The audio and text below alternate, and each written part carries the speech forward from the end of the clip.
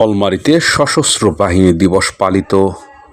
যথাযোগ্য মর্যাদায় ফরিদপুরের বলমারীতে সশস্ত্র দিবস উদযাপন করা হয়েছে। Defence Ex Soldiers Welfare Association ডেসুয়া ট্রাস্টের বলমারী উপজেলা পৌরসভা কমিটির আয়োজনে এ দিনটি উপলক্ষে বিভিন্ন কর্মসূচি হাতে নিয়েছে। বৃহস্পতিবার সকাল 11টায় থানা রোডস্থ মুক্তিযোদ্ধা কমপ্লেক্সের সামনে থেকে একটি র্যালি বের হয়ে পৌর শহরের গুরুত্বপূর্ণ সড়কে প্রদক্ষিণ করে একই স্থানে শেষ হয়। পরে মুক্তিযোদ্ধা কমপ্লেক্সের তৃতীয় তলায় আলোচনা সভা অনুষ্ঠিত হয়। Senior warrant officer Syed Amir আলীর সভাপতিত্বে প্রধান অতিথির বক্তব্য রাখেন অবসরপ্রাপ্ত মেজর আবদুল্লাহ আল ইমরান।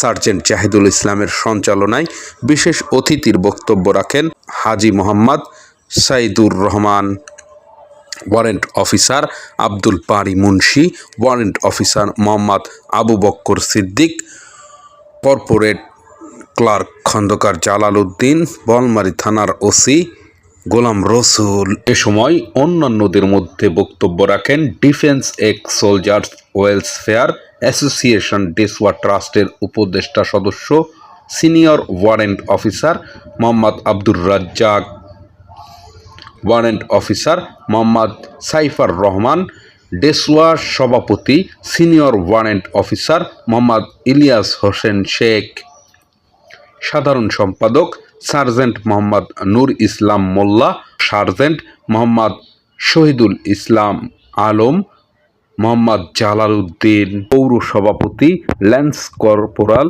মোহাম্মদ আলী রেজা মিয়া, সাধারণ সম্পাদক সার্জেন্ট মোহাম্মদ জাহাঙ্গীর হোসেন। এছাড়া এ সময় উপস্থিত ছিলেন অবসরপ্রাপ্ত সেনা সদস্যবৃন্দ। RBT news.